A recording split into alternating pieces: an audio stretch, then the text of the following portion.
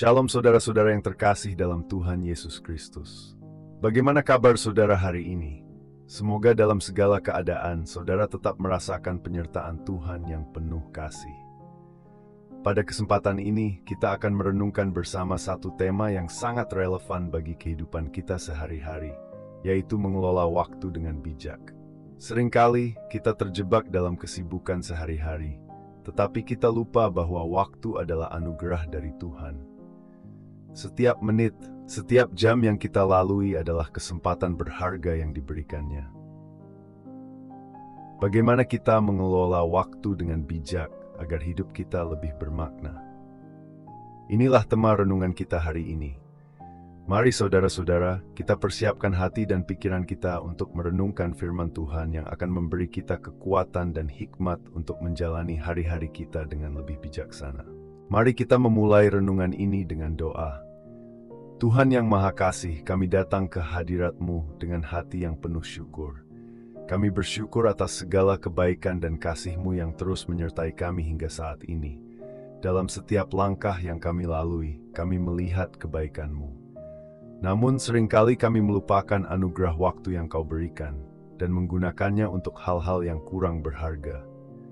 Ampuni kami ya Tuhan.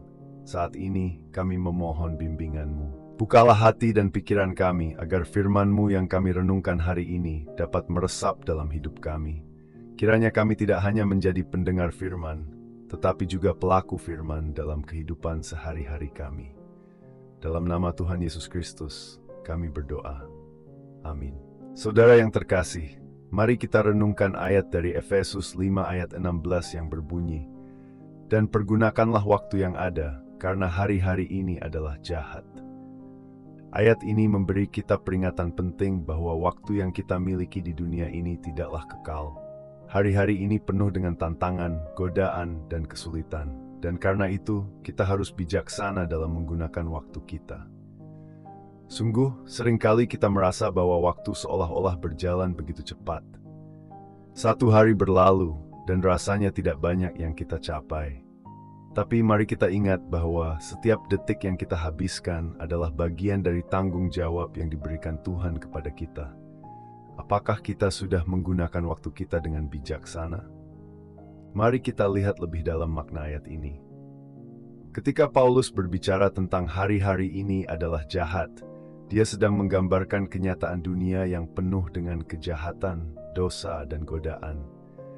Kita hidup di dunia yang penuh dengan kesibukan, dan seringkali godaan untuk menyia-nyiakan waktu datang dalam berbagai bentuk, baik itu melalui kesibukan yang tidak berguna, terlalu banyak terlibat dalam hiburan, atau bahkan terjebak dalam aktivitas yang tidak membawa manfaat rohani.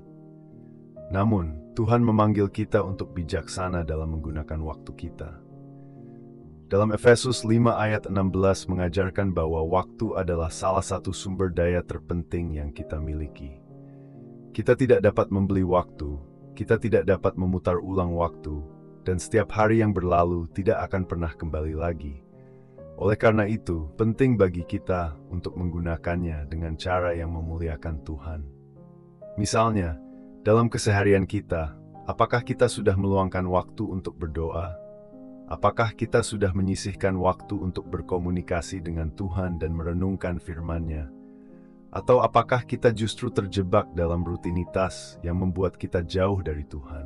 Saudara-saudara yang terkasih, saya ingin berbagi sebuah cerita sederhana namun penuh makna. Ada seorang ayah yang bekerja keras setiap hari untuk memenuhi kebutuhan keluarganya. Ia bangun pagi, berangkat kerja, dan pulang larut malam. Hari-harinya dihabiskan dengan rutinitas yang sibuk.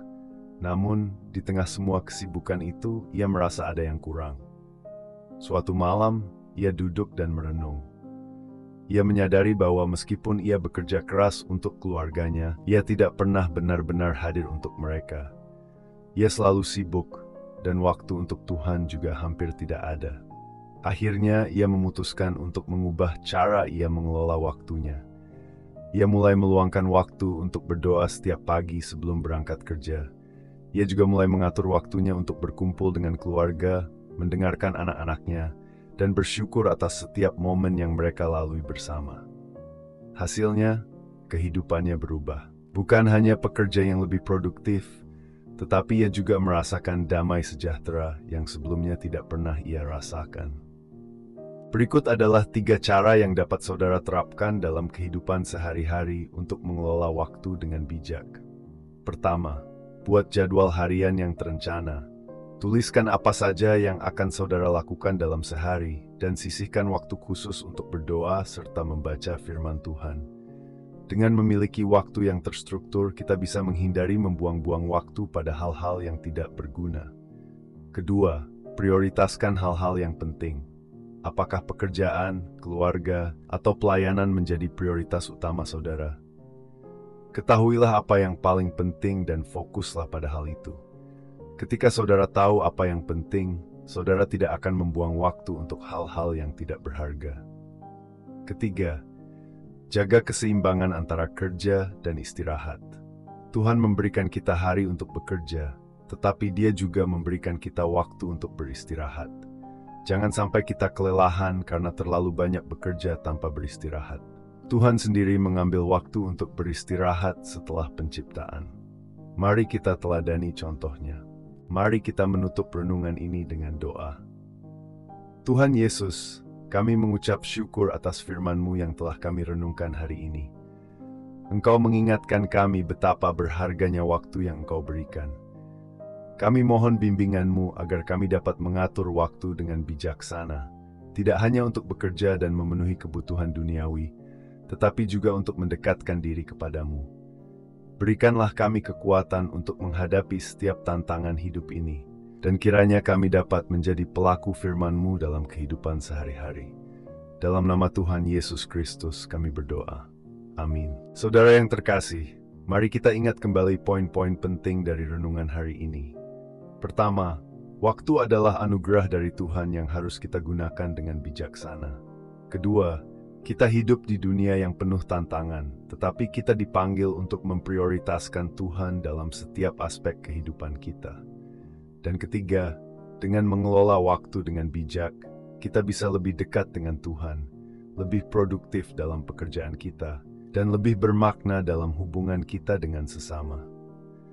Jika saudara merasa diberkati oleh renungan ini, jangan lupa untuk subscribe dan aktifkan notifikasi agar saudara tidak ketinggalan renungan berikutnya.